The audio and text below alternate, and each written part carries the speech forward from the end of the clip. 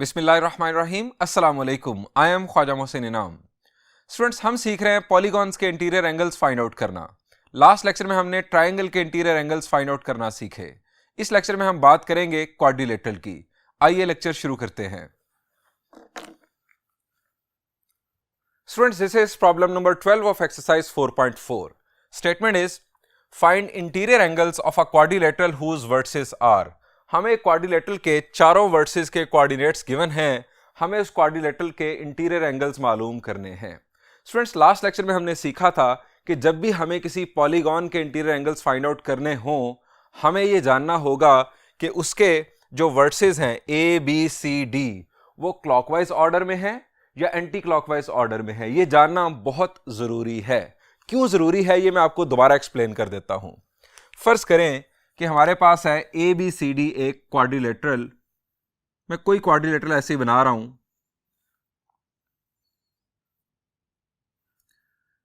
ए B C D, यहां पर मैंने A B C D anti clockwise order में लिए हैं। अब स्टूडेंट्स, फर्ज करें हमें एंगल ए मालूम करना है, या हम इसे अल्फा एंगल भी कह सकते हैं जो वर्टेक्स ए पर बन रहा है। आपको जो एंगल मालूम करना है, आप वहां पर एंटी क्लॉकवाइज आर्क लगाएंगे। एंटी क्लॉकवाइज, ये हमारा एंटी क्लॉकवाइज रोटेशन, ये मैंने एंटी क्लॉकवाइज आर्क लगाई। अब स्टूडेंट्स, अगर ये एंगल है अल्फा, तो एंगल अल्फा मालूम करने के लिए हमारा फॉर्मूला होगा tangent of alpha will be equal to. मैंने आपको बताया था कि जब आप एंटी क्लॉकवाइज आर्क लगाएंगे तो हेड साइड की स्लोप पहले आएगी और टेल साइड की स्लोप बाद में आएगी। इंग्लिश अल्फाबेट्स में एच पहले आता है, टी बाद में आता है। यह भी मैंने आपको ट्रिक बताया था याद रखने के लिए। So slope of A D, subscript मैंने लिख दिया A D, slope of A D minus slope of A B. Denominator में कोई मसला नहीं क्योंकि दरमियान में प्लस है। Slope of A D into slope of A B. अब स्टूडेंट्स, ये तो उस सूरत में है कि जब हमारा जो ऑर्डर है ये एंटी क्लॉकवाइज हो, लेकिन अगर ये ऑर्डर क्लॉकवाइज हुआ, मैं क्लॉकवाइज ऑर्डर बना रहा हूं, हम यहां पर कर देते हैं अब बी,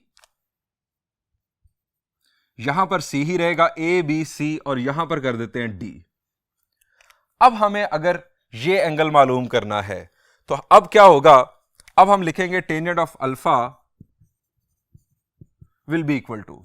अब हेड साइड पर कौन सा लाइन सेगमेंट आ गया? The answer is A B. अब स्लोप ऑफ ए बी पहले आएगी minus slope of A D. आप देख रहे हैं कि चेंज आ गया, पहले स्लोप ऑफ ए बी बाद में थी, अब स्लोप ऑफ ए बी पहले आ गई। डिनोमिनेटर सेम है, लेकिन इससे फर्क पड़ता है। अगर आप रॉन्ग ऑर्डर में प्लेस कर चुके होंगे ए बी सी डी चारों वर्टिसेस को, तो आपका एंगल गलत इवेल्युएट होगा। सो ये जानना जरूरी है कि हमारे जो वर्टिसेस हैं वो क्लॉकवाइज ऑर्डर में हैं या एंटी क्लॉकवाइज ऑर्डर में हैं। और इसके लिए मैंने आपको एहतियात बताई थी कि आप एक्स वाई प्लेन में इन वर्टिसेस को लोकेट करके ज्वाइन कर लें एक्चुअल में, ताकि आपको पता चल जाए कि ये एंटी क्लॉकवाइज ऑर्डर में आ रहे हैं या क्लॉकवाइज ऑर्डर में आ रहे हैं। स्टूडेंट्स, एक और बात यहां पर जो हमने सीखनी है वो ये है कि अगर हमारी ये स्लोप्स, साइड्स की स्लोप्स, अब फर्ज करें कि हमारे पास ये दो एडजेसेंट साइड्स हैं, साइड ए बी और साइड ए डी। अगर इन दोनों की स्लोप्स का प्रोडक्ट -1 हुआ तो इसका मतलब क्या होगा? जी, हम ये पढ़ चुके हैं कि अगर दो लाइन सेगमेंट्स की स्लोप्स का प्रोडक्ट -1 के इक्वल हो या वो एक दूसरे का नेगेटिव रेसिप्रोकल हो तो वो लाइन सेगमेंट्स आपस में परपेंडिकुलर होते हैं। अगर इस साइड की स्लोप और इस साइड की स्लोप का प्रोडक्ट -1 के इक्वल आ गया तो इसका मतलब ये होगा कि बीच वाला एंगल जो इंक्लूडेड एंगल है वो 90 डिग्रीज होगा। इसी तरह से अगर इस साइड की स्लोप और इस साइड की स्लोप का प्रोडक्ट -1 के इक्वल आ गया तो उस सूरत में हमें इस फार्मूला की जरूरत नहीं होगी, हम डायरेक्ट कह देंगे कि ये जो एंगल है ये 90 डिग्रीज है। ये एक ट्रिक है जो कि हमें जहन में रखना है। अब स्टूडेंट्स, बढ़ते हैं हम इस प्रॉब्लम के सॉल्यूशन की जानिब। स्टूडेंट्स, ये हमारा एक्स वाई प्लेन और हमने चारों वर्टिसेस को एक्चुअल में लोकेट करके ज्वाइन कर लिया, और आप देख सकते हैं कि ये एंटी क्लॉकवाइज ऑर्डर बन रहा है। यह जानना बहुत जरूरी था। अब स्टूडेंट्स हमने चारों एंगल्स मालूम करने हैं। आप चारों एंगल्स को एंटी क्लॉकवाइज आर्क की मदद से मेंशन कर लें। अब यह हमारा एंटी क्लॉकवाइज रोटेशन, हमें यह एंगल मालूम करना है, ये एंगल और ये एंगल। स्टूडेंट्स हम इसका तस्करा करते हैं इन एंगल्स के नामों का। हम यहां लिखेंगे referred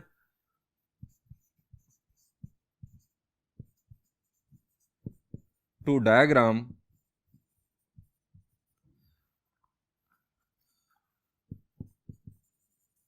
there is a quadrilateral ABCD।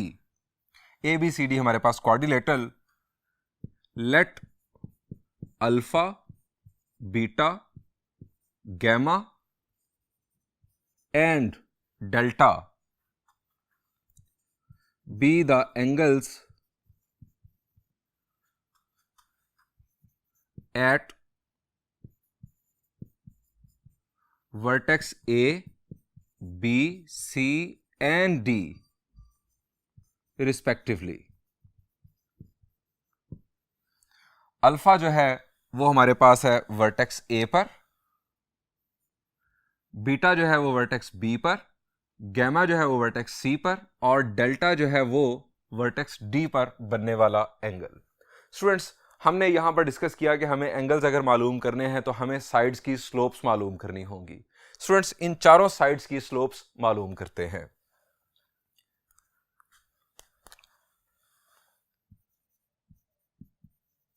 Slope AB। Students slope find out करने का कंसेप्ट हमारा, न्यूमरेटर में डिफरेंस ऑफ ऑर्डिनेट्स और डिनोमिनेटर में डिफरेंस ऑफ एब्सिसास। ऑर्डर हमें सेम रखना होता है। ऑर्डर सेम रखने से मुराद, अगर मैं न्यूमरेटर में पहले a का y कोऑर्डिनेट लिखूंगा तो डिनोमिनेटर में पहले मुझे a का ही x कोऑर्डिनेट लिखना होगा। तो स्टूडेंट्स हम स्लोप ऑफ AB मालूम कर रहे हैं। हम यहां पर लिखेंगे 2 - 3 या 3 - 2 न्यूमरेटर में 3 - 2। अब मैंने b का y कोऑर्डिनेट पहले लिखा है तो b का ही x कोऑर्डिनेट मैं पहले लिखूंगा, -2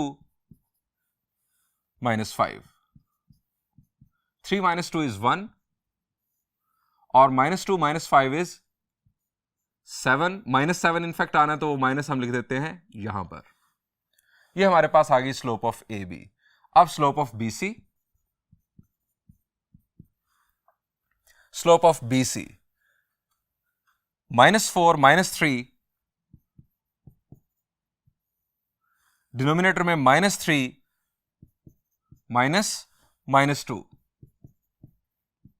-4 - 3 इज -7 और माइनस माइनस हो जाएगा प्लस, -3 + 2 विल बी -1। अब minus minus cancel, this is 7। Slope of CD। Slope of CD के लिए -4 -5, -3 -4।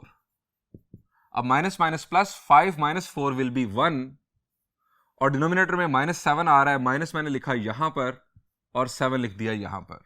स्लोप ऑफ AD या DA 2 -5 या -5 - 2। y कोऑर्डिनेट मैंने लिखा है पहले D का, तो अब x कोऑर्डिनेट ही पहले लिखूंगा D का। 4 - 5, -5 - 2 is -7, 4 - 5 is -1, minus minus cancel, this will B 7।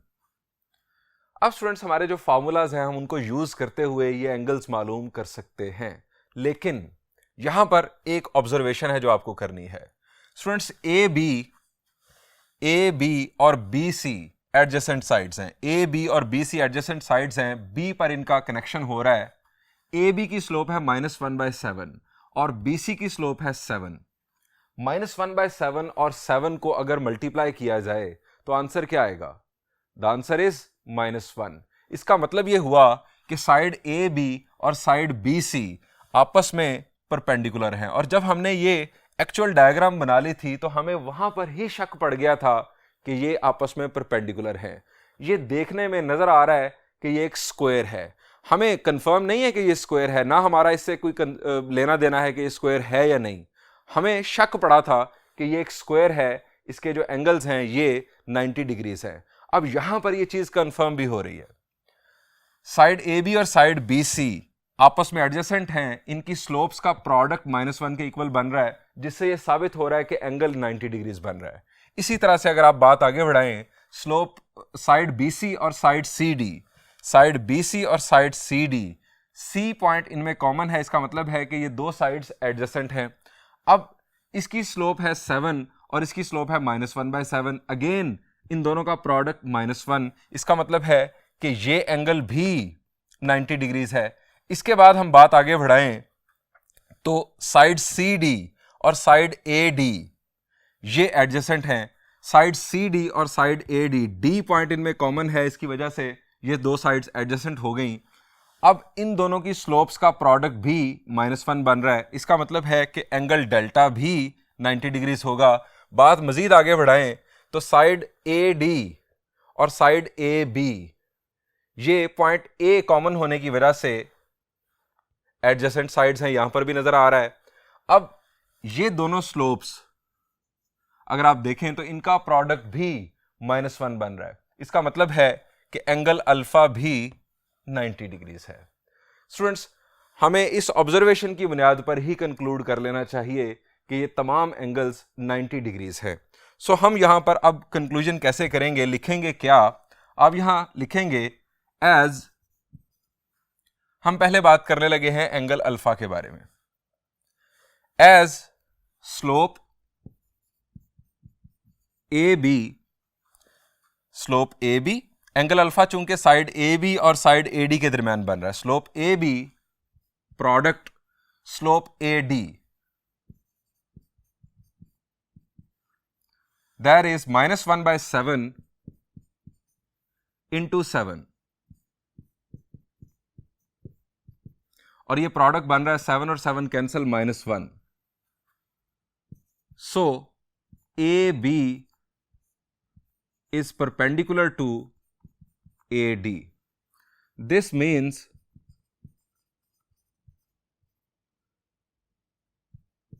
Angle alpha is equal to 90 degrees. इसका मतलब है कि एंगल अल्फा 90 डिग्रीज है। बिल्कुल यही पैटर्न हम बीटा के लिए फॉलो करेंगे। एज बीटा अब कहां पर बन रहा है? साइड AB और साइड BC के दरमियान। साइड AB यानी slope of side AB product slope of side BC। AB की स्लोप हमारे पास है -1/7 और BC की स्लोप हमारे पास है 7, प्रोडक्ट हमारे पास बन गया -1। So side AB is perpendicular to side BC. This means beta is equal to 90 degrees. ये हमारे इनफैक्ट जो आंसर्स हैं इनको हाईलाइट करते जाएं। हमें एंगल्स की तलाश थी।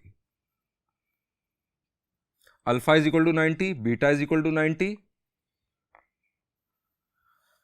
एंड देन हम अब बात करेंगे गैमा की। गैमा जो है ये इंक्लूडेड एंगल है साइड BC और साइड CD का। एंगल गैमा है साइड BC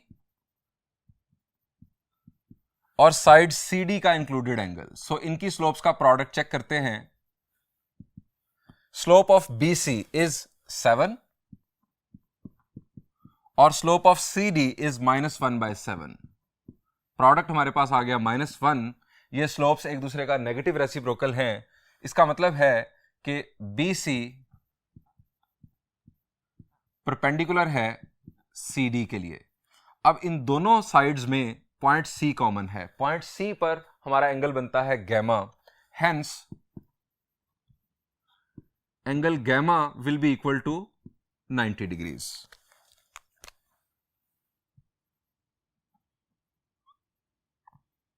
स्टूडेंट्स, इसी पैटर्न पर हम एंगल डेल्टा भी मालूम कर सकते हैं। लेकिन एक और बात भी है, क्वाड्रिलेटरल के चारों एंगल्स का, चारों इंटीरियर एंगल्स का सम क्या होता है? The answer is 360 degrees. So अगर हमारे पास 3 एंगल्स आ चुके हैं तो हम 4th एंगल वैसे ही मालूम कर सकते हैं।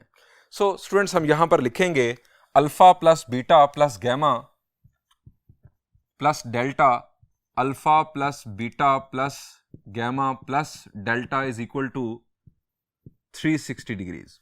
आपको फॉर्मूला बता देता हूं, किसी भी पॉलीगॉन के आपको इंटीरियर एंगल्स का सम मालूम करना हो तो ये फॉर्मूला है n-2 इंटू 180।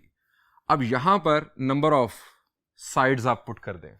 ट्राइंगल के लिए 3 sides 3 - 2, 1 into 180, sum of interior angles 180। Quadrilateral के लिए 4 साइड्स 4 - 2, 2 इंटू 180, 360 डिग्रीज क्वाड्रिलेटरल के इंटीरियर एंगल्स का सम। पेंटागन के लिए यहां पर आप पुट करेंगे 5 - 2 is 3 into 180 is 540 degrees pentagon के इंटीरियर एंगल्स का सम। आप इस फार्मूला की मदद से किसी भी पॉलीगॉन के इंटीरियर एंगल्स का सम कैलकुलेट कर सकते हैं। यहां पर अल्फा, बीटा और गैमा हमारे पास 90 डिग्रीज आ चुके हैं। Delta will be equal to 360 degrees -90 -90 so gamma will be equal to, delta will be equal to 90 degrees. चूंकि इन तीनों का सम हो जाएगा 270 degrees, 360 - 270 will be 90 degrees.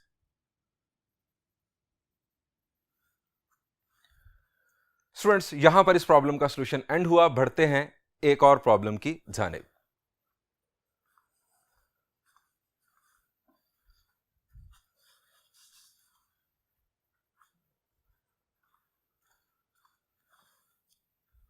Students, this is problem number 13 of exercise 4.4.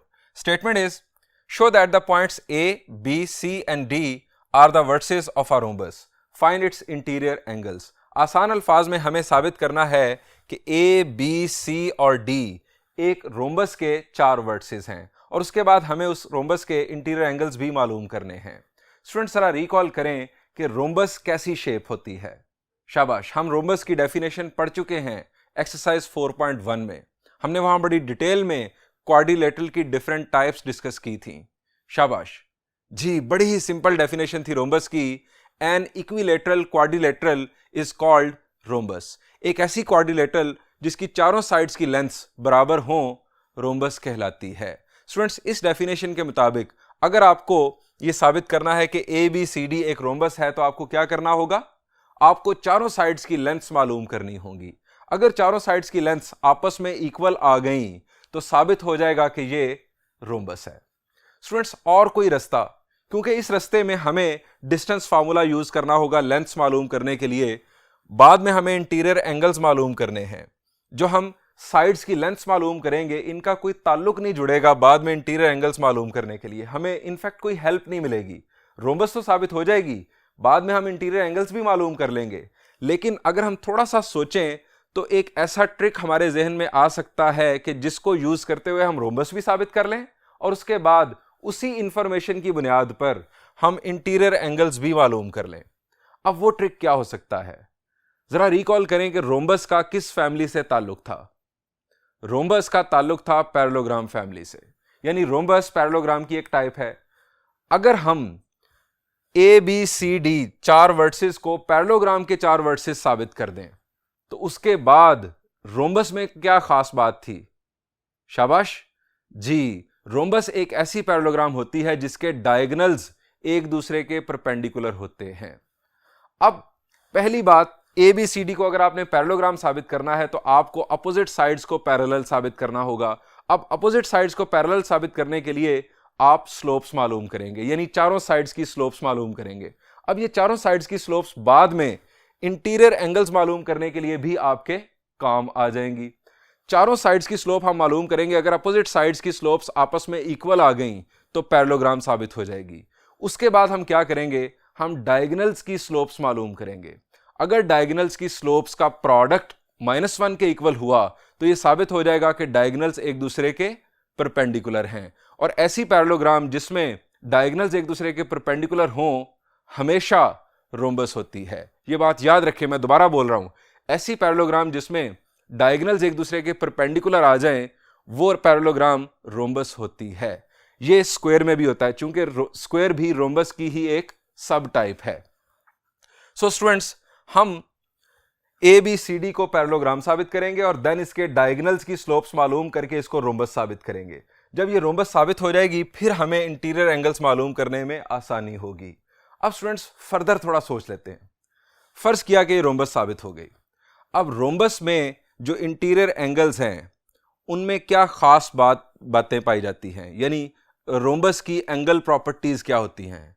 शाबाश जी, रोम्बस में opposite angles equal होते हैं, पैरेललोग्राम में भी इक्वल होते हैं। इनफैक्ट ये पैरेललोग्राम फैमिली की प्रॉपर्टी है कि अपोजिट एंगल्स इक्वल होते हैं और एडजेसेंट एंगल्स का सम 180 डिग्रीज के इक्वल होता है, यानी एडजेसेंट एंगल्स सप्लीमेंट्री एंगल्स होते हैं और अपोजिट एंगल्स आपस में इक्वल होते हैं। सो हम इस प्रॉपर्टी को यूज करते हुए एंगल्स भी बआसानी फाइंड आउट कर लेंगे। अब स्टूडेंट्स हम स्टार्ट लेते हैं इसके सोल्यूशन का। सोल्यूशन में वही बात कि पहले आप ए बी सी डी चारों वर्टिसेस को एक्चुअल में एक्स वाई प्लेन में प्लॉट कर लें ताकि आपको इनका ऑर्डर पता चल जाए कि ये एंटी क्लॉकवाइज ऑर्डर में रोम्बस बनेगा या क्लॉकवाइज ऑर्डर में रोम्बस बनेगा।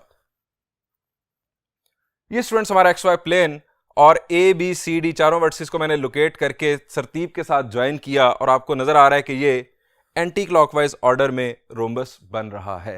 आप इसके एंगल्स का भी जिक्र कर दें। यहां पर एंटी क्लॉकवाइज रोटेशन के साथ हम आर्क्स लगाएंगे। ये हमारे पास होगा angle alpha, this will be angle beta,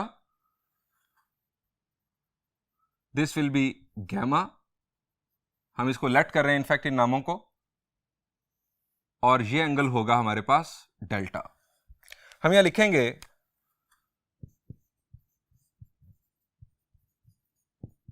referred to diagram ABCD is a, क्या लिखें, रोम्बस? नो, रोम्बस तो हमें इसे साबित करना है, हम इसे लिखेंगे quadrilateral. ABCD is a quadrilateral. अब स्टूडेंट्स अल्फा, बीटा और गैमा और डेल्टा का भी जिक्र कर देते हैं। Let alpha, beta, gamma, delta are angles at vertices A, B, C and D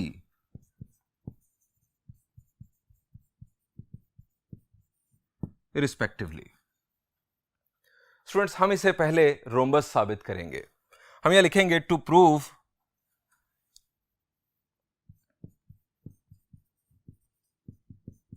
it is a rhombus we will find slopes of sides and of diagonals.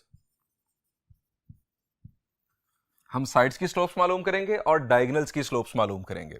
Students start करते हैं sides की slope से। पहली slope side A B, slope of side A B 1 - 0 over 2 - 0, ये हमारे पास आ गई 1/2। इसके बाद slope of side B C, BC side की स्लोप 3 - 1, 3 - 1, 3 - 2, 3 - 1 is 2 और 3 - 2 is 1, ये भी आ गई 2 हमारे पास। ये 1/2 थी, ये हमारे पास 2 आ गई। इसके बाद slope of CD, slope of CD 3 - 2 over 3 - 1, 3 - 2 is 1, 3 - 1 is 2, 1/2। Slope of AD, slope of AD हमारे पास है 2 - 0 और 1 - 0, दैट इज 2। अब स्टूडेंट्स जरा इन स्लोप्स को ऑब्जर्व करें। हमारे पास अपोजिट साइड्स कौन सी बन रही हैं? अपोजिट साइड है साइड AB और साइड CD। AB की स्लोप है 1/2 और CD की स्लोप भी 1/2। अपोजिट साइड्स की स्लोप्स बराबर, इसका मतलब है अपोजिट साइड्स पैरेलल हैं। अब दूसरी तरफ आपके पास है साइड BC और इसकी अपोजिट साइड है साइड AD। BC की स्लोप 2 और साइड AD की स्लोप भी 2, यानी साइड BC और साइड AD की स्लोप्स बराबर हैं, ये भी आपस में पैरेलल हैं। अपोजिट साइड्स अगर पैरेलल तो साबित हो गया कि ABCD एक पैरेललोग्राम है। हम ये लिखेंगे as slope AB is equal to slope CD,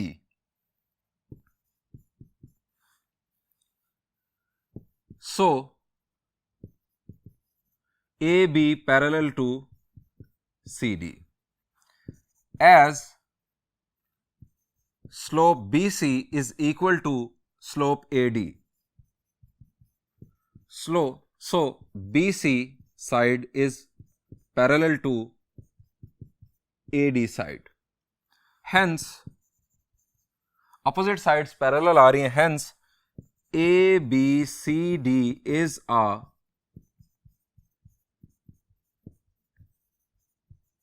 parallelogram. अब इसके बाद हमने रोम्बस तक बात लेकर जानी है। हम डायगोनल्स की स्लोप्स मालूम करते हैं।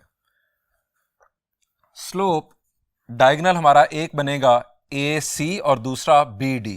स्लोप AC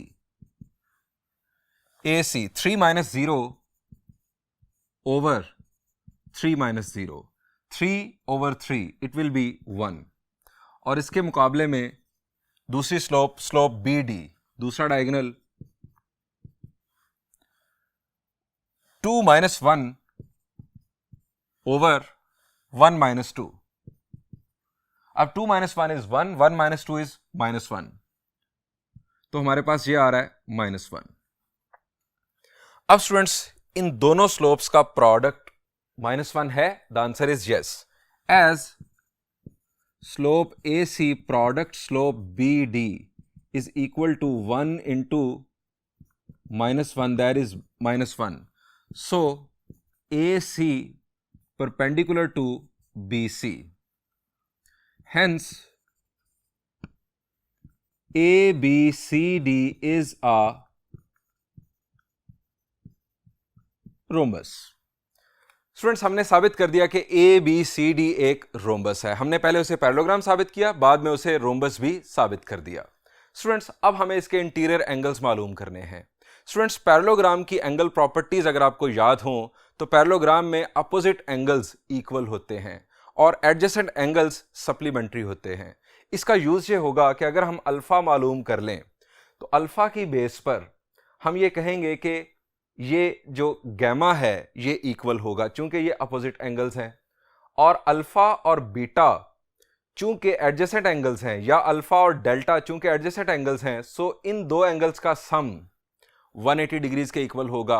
अल्फा की बेस पर हम बीटा मालूम कर लेंगे। जब बीटा आ जाएगा तो बीटा और डेल्टा आपस में इक्वल होंगे। सो एक एंगल हमें सिर्फ चाहिए पैरेललोग्राम में और बाकी एंगल्स हम प्रॉपर्टीज की बेस पर आसानी से लिख लेंगे। अल्फा मालूम करने के लिए हमें करना क्या होगा? अब यहां पर हमने एंटी क्लॉकवाइज आर्क लगाया। पहले आएगी हमारे पास स्लोप AD, उसके बाद माइनस स्लोप AB, यानी हेड साइड की स्लोप पहले और टेल साइड की स्लोप बाद में, जो हमारा angle between two lines find out करने का कंसेप्ट है। सो उसे यूज करते हुए एंगल अल्फा मालूम करते हैं।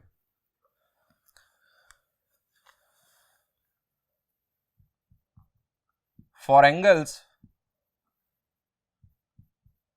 tangent alpha will be equal to slope of AD minus slope of AB over 1 plus slope of AD into slope of AB।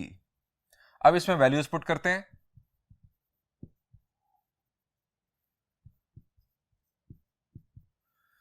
Slope of AD हमारे पास है 2 और स्लोप ऑफ AB हमने find out की थी 1/2 over 1 plus 2 into 1/2।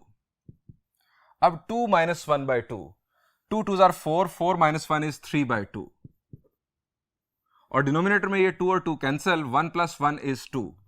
अब ये 2:2 के साथ मल्टीप्लाई हो जाएगा, इट विल बिकम 3/4। अब टेंजेंट अल्फा की वैल्यू आ रही है पॉजिटिव। पॉजिटिव वैल्यू आने का मतलब यह है कि अल्फा एक्यूट एंगल होगा। हम इसे direct inverse tangent function apply करने से फाइंड आउट कर सकते हैं। अगर हमारे पास टेंजेंट अल्फा की ये वैल्यू नेगेटिव आती तो हम direct inverse tangent function apply नहीं कर सकते थे। हमने पहले रेफरेंस एंगल मालूम करना था, फिर अल्फा की वैल्यू आनी थी, क्योंकि अगर टेंजेंट अल्फा की वैल्यू नेगेटिव होती तो इसका मतलब था कि अल्फा ऑब्ट्यूज एंगल होता। अब obtuse angle inverse tangent function की रेंज में नहीं होता, क्योंकि इनवर्स टेंजेंट फंक्शन की रेंज -90 से 90 डिग्रीज तक होती है। अभी यहां पर टेंजेंट अल्फा की वैल्यू पॉजिटिव है, इसका मतलब है एंगल है अल्फा एक्यूट, और acute angle inverse tangent function की रेंज में होता है। सो हम अल्फा मालूम करते हैं, alpha will be equal to tangent inverse of 3/4। इसको कैलकुलेटर की मदद से कैलकुलेट करते हैं।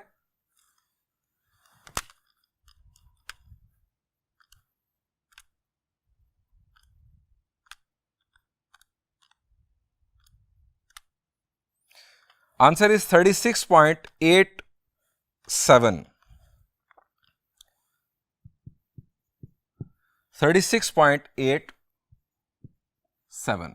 डिग्रीज। ये हमारे पास स्टूडेंट्स आ गई अल्फा की वैल्यू। अब अल्फा के अपोजिट एंगल कौन सा है? The answer is gamma. So gamma की वैल्यू भी यही होगी। Since opposite angles in a parallelogram आप लिख लें, रोम्बस लिख लें, बेसिकली ये पैरेललोग्राम फैमिली की प्रॉपर्टी है। In a parallelogram, since opposite angles in a parallelogram are always equal, so alpha will be equal to gamma and that is 36.87 degrees. ये हमारे पास हो गए दो एंगल्स। अब दूसरी रीजनिंग करते हैं बीटा और डेल्टा के लिए। Since adjacent angles in a parallelogram are always supplementary, so alpha plus beta will be equal to 180 degrees.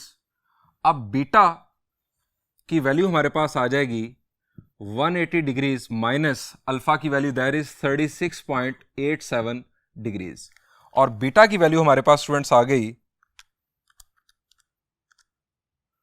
143.13 degrees. ये हमारे पास स्टूडेंट्स आ गई बीटा की वैल्यू। अब स्टूडेंट्स बीटा के अपोजिट एंगल है डेल्टा, तो बीटा और डेल्टा आपस में इक्वल होंगे।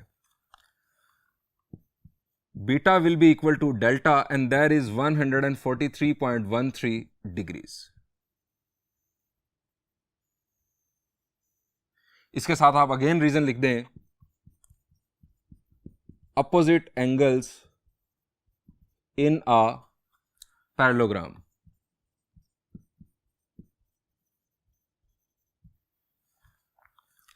स्टूडेंट्स यहां पर इस प्रॉब्लम का सॉल्यूशन एंड हुआ। इंशाल्लाह नेक्स्ट लेक्चर में हम कुछ मजीद कंसेप्ट्स और उनके रेलेवेंट प्रॉब्लम्स डिस्कस करेंगे।